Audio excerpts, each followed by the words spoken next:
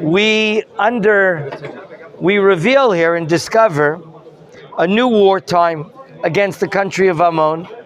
And we understand here that David only sends out his generals, but he doesn't send out himself. And the siege against Rabbat Ammon is not for 1 month or 2 months. It could be for half a year, or even more, and he's not going out. Not only is he not going out, it says he's sitting. The term sitting, I don't need, it's not a diary book.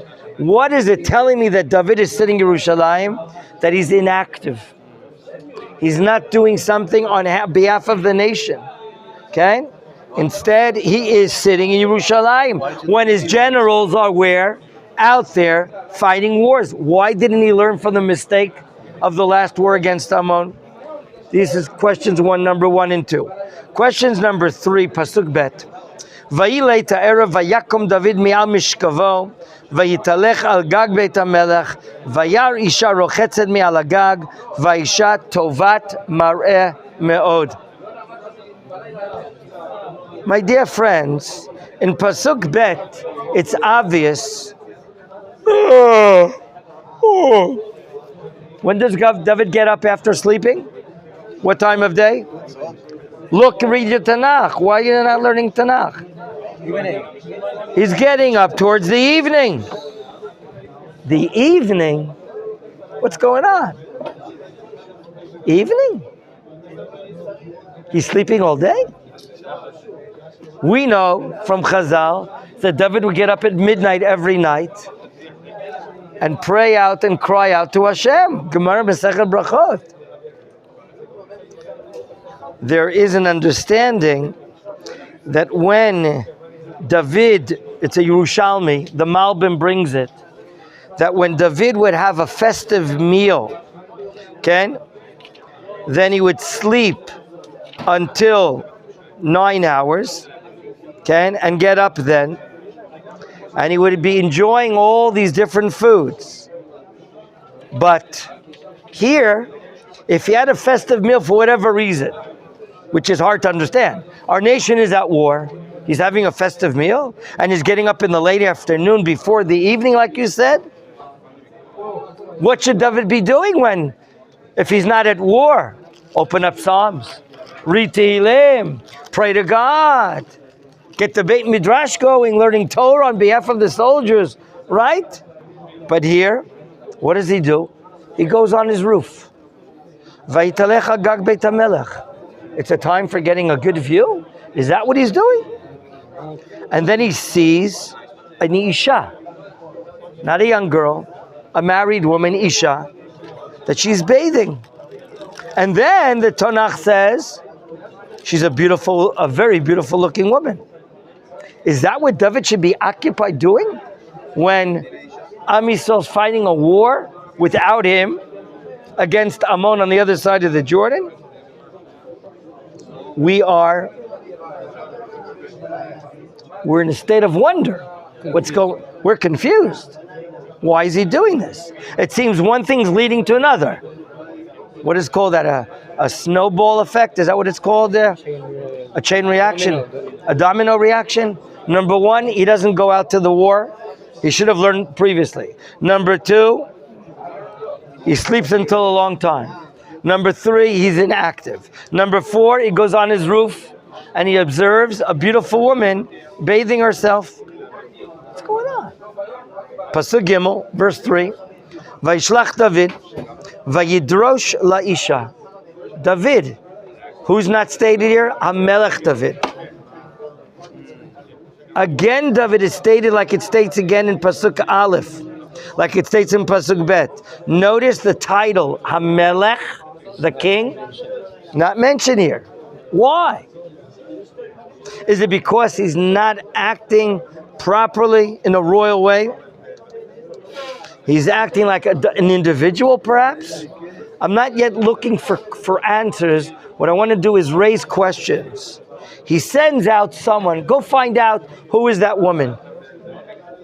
Vayidrosh, to beseech, to find out, to investigate. Vayomer, his messenger comes back. Halozot Batsheva bat Eliam, Eshet Uriah Hachiti. That woman her name is Batsheva, and she happens to be an Eshet Ish, a married woman. Her husband's Uriah. By the way, some say, why is he called Uriah Chiti? Some say he's a Ger Tzedek, from the people of the Chitim, one of the 7 Canaanite nations.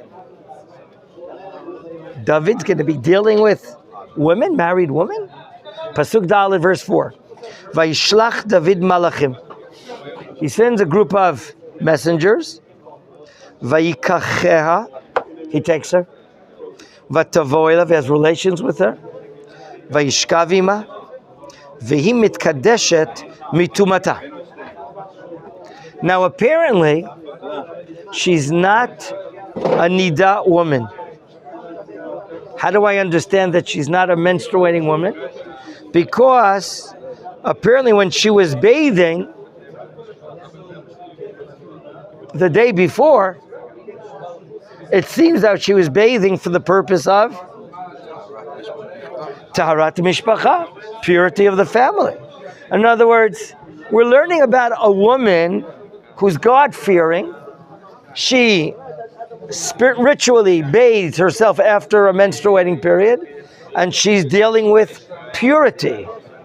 She's dealing with purity. And David is about to take her, although the Tanakh says she is not defiled from an Isha Nida. Pasuk, Vatashov el Beita. After these relations, she returns home. In other words, she does not live with David other than that night. Pasuk Hey. Vatahar Ha'isha. She became pregnant. Vatishlach Vatagele David. She's honest. She sends a messenger to tell David. Interesting. She too relates to him not as Hamelech David, but just David. Vatagele David. What is the message? Vatomer Hara Anochi. How do you say parents in Hebrew? Horim. Why are parents in Hebrew called Horim? No. Here, from this word, Herayon. They became pregnant. Who's that? The Parents, parents. what happened, in order to bring a child in the world, a father has a relations with his wife, a husband with his wife, and she enters into Herayon, pregnancy, and from there we have the word Horim, parents. The message here is, I'm pregnant. It's obvious from who? From being with David. Now, let's continue. If the situation is not complex enough, let's read what happens now.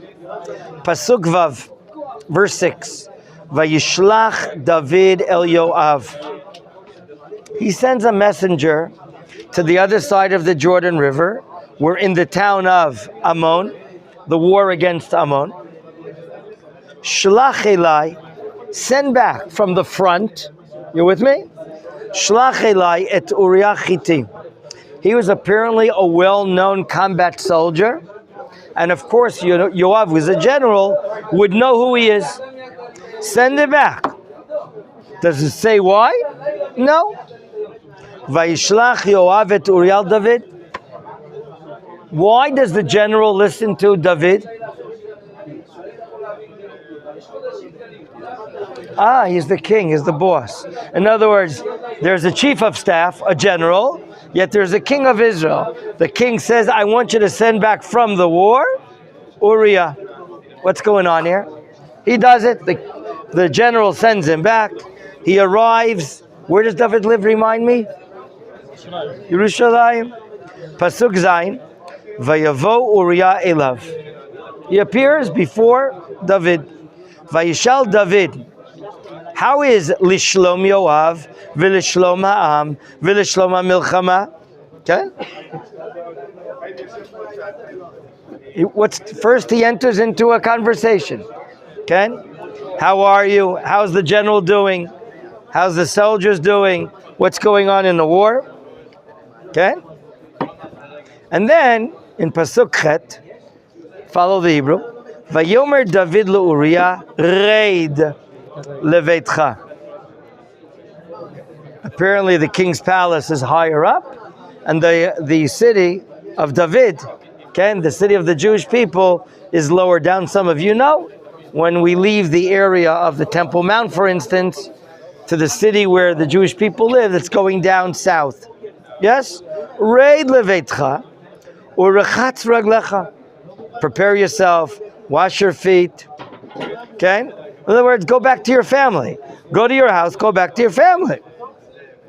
Rashi's, what does it seem that David's intention is? To conceal the pregnancy of his wife, of Uriah's wife. Does he do it or not? Vayetze Uriah mi beit hamelech. He leaves the king's house. Vateitzeh acharav mas'at hamelech. Wow.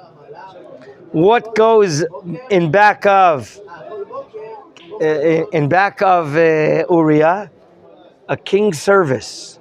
Sushi, kegel, cholent, what else? Shawarma. Oh, he likes shawarma, you see. All these foods. In other words, there's a gift that the king is sending, special for this soldier and his wife. Does Uriah indeed go home? Pasuk Tet, verse 9. Vayishkav Uriah petach beit hamelech. Can you imagine? At the entrance to the king's house, he just lies down. It sounds like one of these Indira Gandhi's no forceful protest. A sit-in. Mahatma Gandhi, yeah, whatever you call that. In other words, a protest of, I disagree. David said to Uriah, go home. What does he do? He lies down on the floor in front of the house of the king. Is that what you're supposed to do? No. Why is he doing it? No, he doesn't know anything. He was supposed to go home to his wife. That's what David ordered him to do. What does he do? He lies down at the Petach Beit HaMelech, V'lo yarad el beito. He doesn't go down to his house. It seems, I mean, you don't have to be a Hollywood producer with imagination that apparently the will of David seems that what? He wants to send him home. He'll be with his wife. And then when she gives birth 9 months later, everyone will think, what? It's Uriah's son. That it's the son of Uriah. It seems, we have a question. Is David trying to cover up by having Uriah together with his wife? Okay, now you look like the person sitting on this side as well. Okay? This is another question we're asking. Wow. So far, we're dealing with a problem of she's an Eshetish. That's the violation called Gilui Arayot? Yeah, that's terrible. Gilui Arayot. He's unable to function leading the army. Gilui Arayot. He tries, it seems, to cover up his mess up. Pasuk Yud, verse 10. Vayagidu le David lemor. Now he's told the information. Lo yarad Uriah el beito. Uriah did not go to his house. You know where he is? He's protesting outside your door. Vayomer David el Uriah. He calls him and he speaks with him. Halo miderech hatava. You're coming from a mitzvah. You went to the road. You went to the war. Madua lo yaradet el beitacha. Okay? You're from the road. You're tired. You're thirsty. Look, I gave you a smorgasbord. I gave you sushi and I gave you all these things. as if, I don't know, whatever. Why don't you go home? What is Uriah's response? Pasuk Yud Aleph, verse 11. Vayomer Uriah el David, Ha'aron v'Yisrael v'Yehuda yoshvim basukot, v'Adoni Yoav v'avdei Adoni al penei hasadeh chonim, v'ani avo el beiti le'echol v'lishtot v'lishkav עם אשתי chayecha. Wow. V'chein nafshecha im eseh et hadavar hazeh. What is Uriah's claim here, gentlemen? Cannot rest while Israel and That's right. I can't sit quietly. I can't even go home when the Holy Ark is leading Israel. And Yehuda, basically Yehuda, the tribe of Yehuda and the generals are right now in a place called Sukkot on the other side of the Jordan. And my master Yoav, right, is leading the war. They're in the battlefield.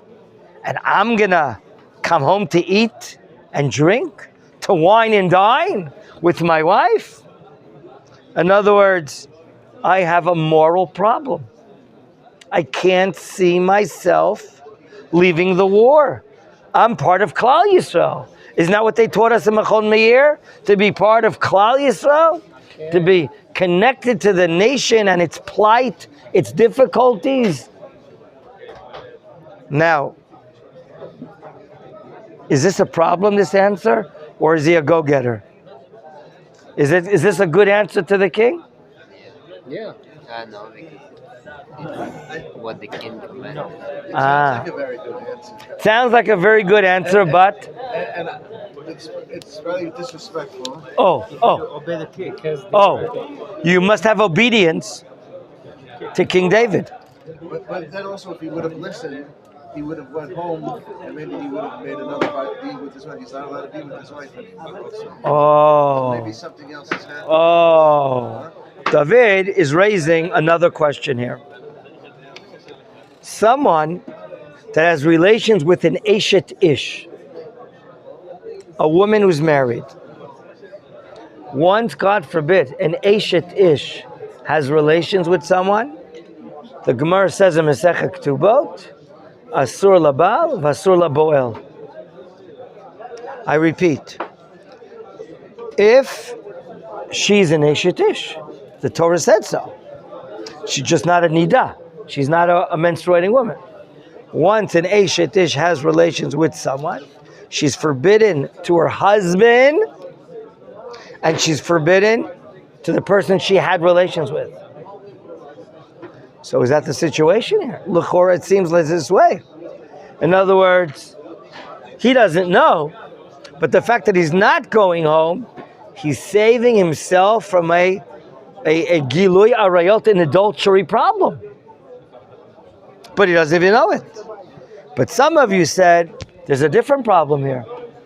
If David is king, and David gives an order, obedience must be given here. And what happens if you don't listen to the king? You can be killed? It's a Gemara, Masechet Sanhedrin. Okay? The king has the right to put you to death. Now,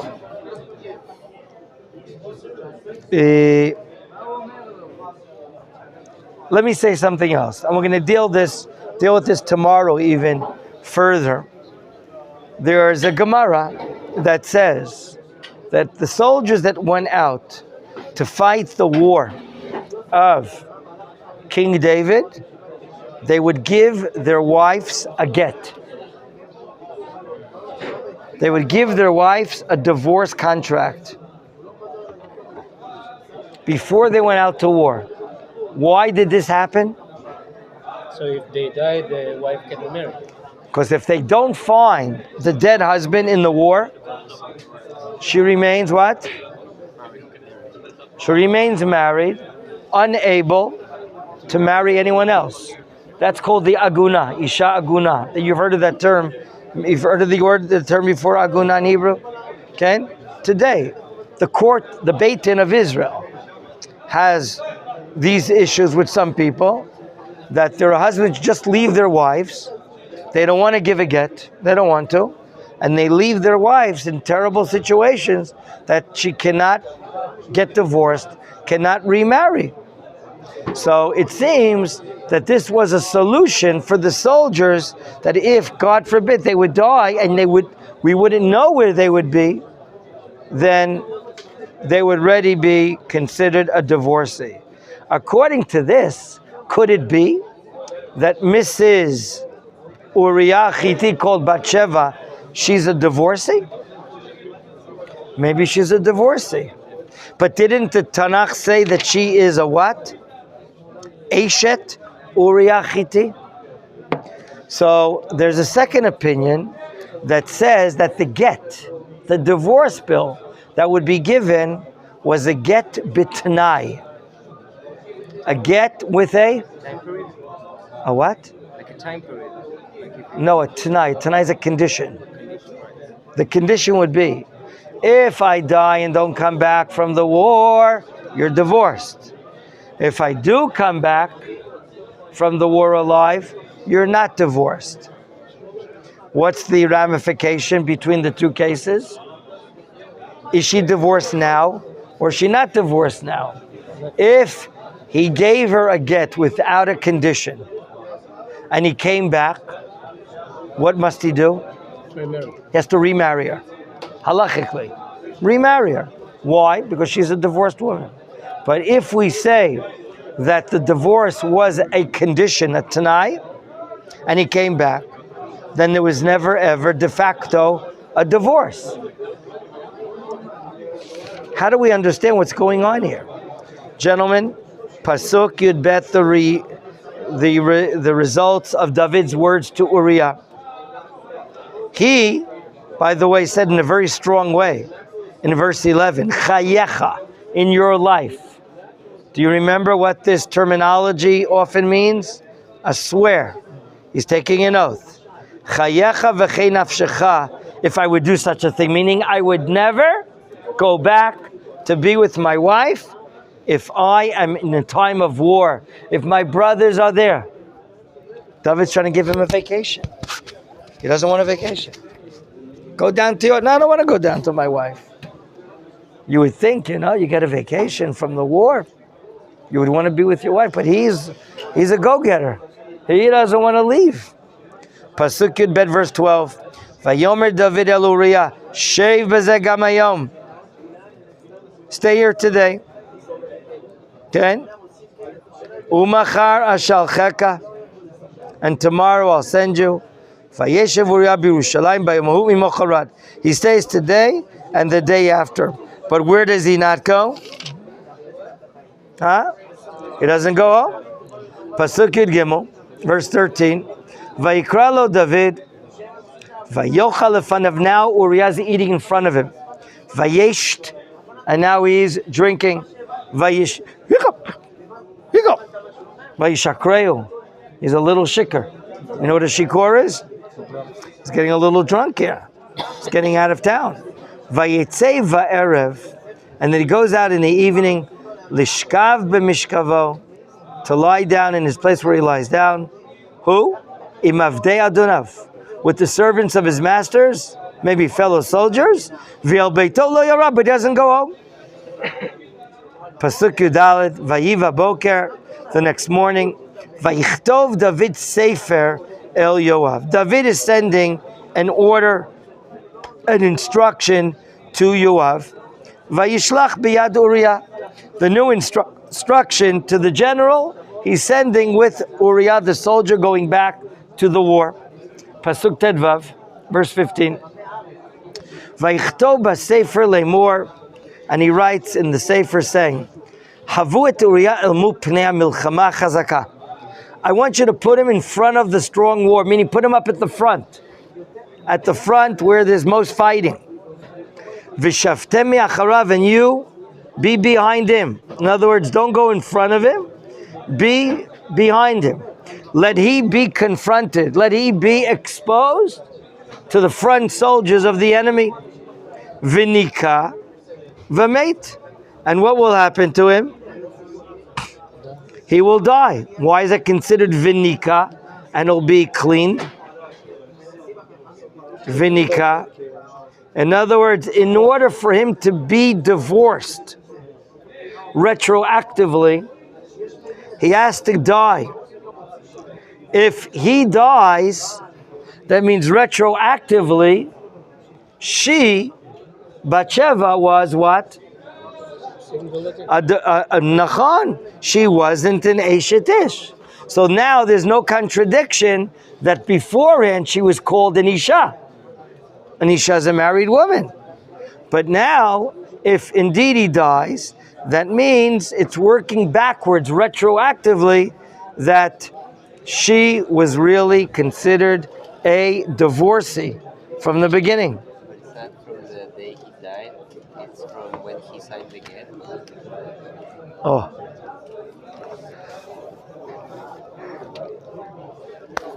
I learned yesterday in the Rambam. I learned Rambam Shabbos morning, early in the morning, and I'm learning about the laws of oaths. And often it depends upon, did he use the word from now? In other words, I'm giving you a get that if I die, I don't come back, and so on and so forth, then you're divorced from now. Now meaning when I issued you the get. That apparently is what the meaning of this type of conditional get is talking about.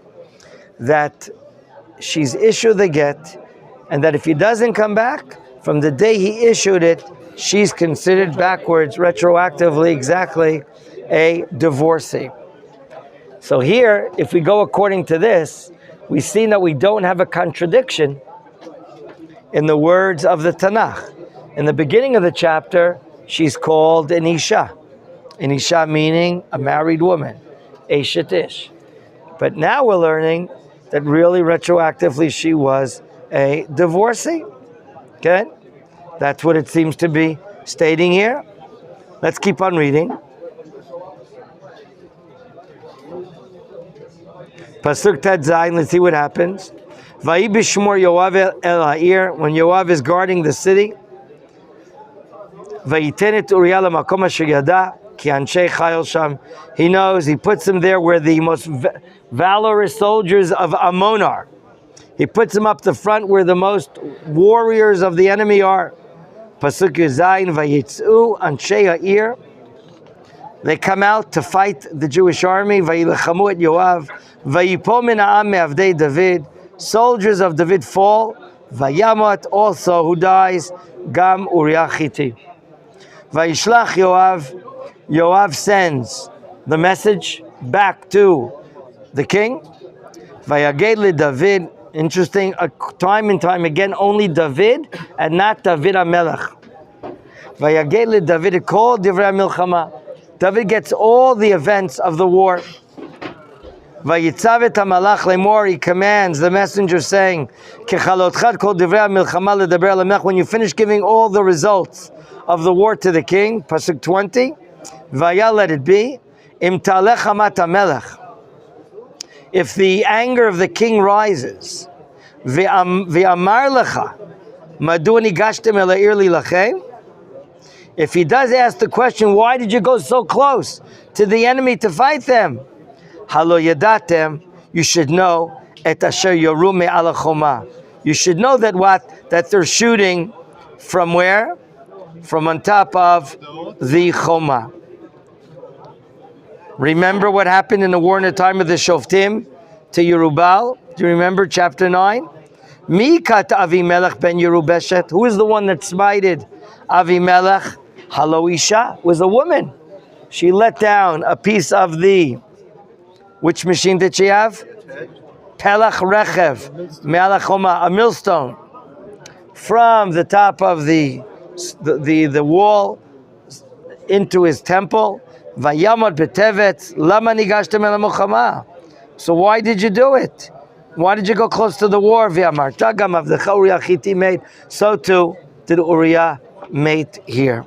Did he die here? This is the information that Yoav is bringing to Mr. David. Vayayelech hamalach, vayavo vayagel David kol asher shlachol Yoav. All the information is told, and let's just stop here and think what's going to happen, because at the end of the chapter, what does David do? Vayishlach David vayisval beito vatilo liisha vatele lo bein vayera davar asher asa David be'enei Hashem. We go to the end of the chapter. He marries her. I don't see what's going on. Was she single or was she married? And it seems that it's bad in the eyes of God. Okay? Interesting that it doesn't state that it's bad in the eyes of the people. I mean, anyone that reads the story, you don't have to say something smells fishy here. It's clear that something is not right here. So we're asking these questions. Even if we asked our own questions, why didn't he go to war? Why is he sitting?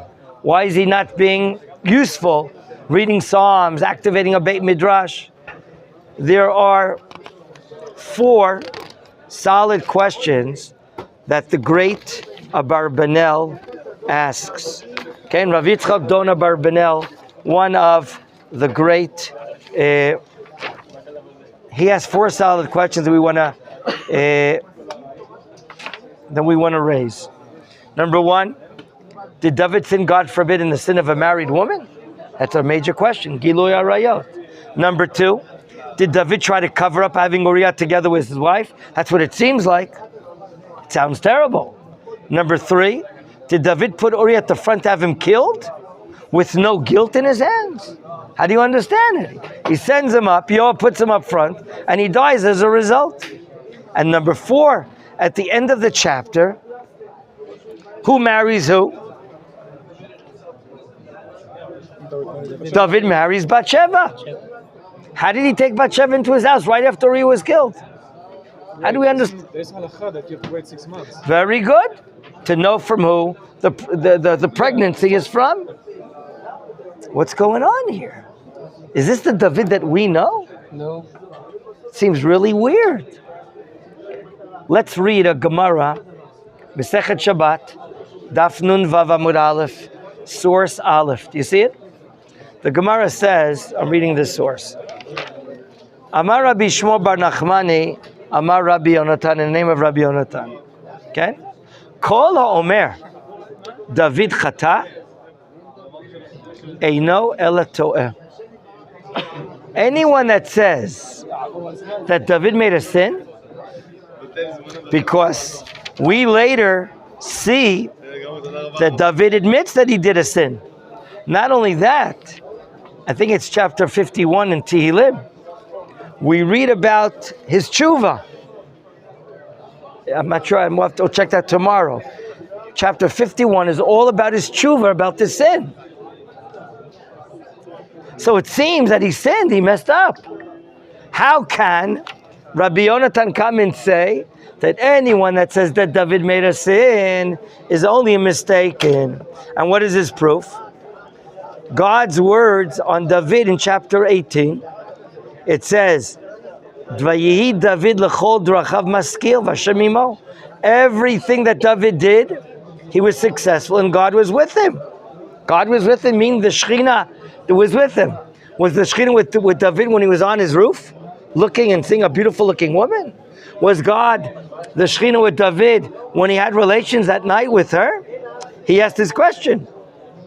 Efshar chet bal yado u'Shekhinah imo. He says, look, it has to be that he didn't sin. Because would it be that God's presence is with David and he's doing a sin? So we have a lot of questions to answer. And we're going to do this, God willing, starting tomorrow, same time and same place.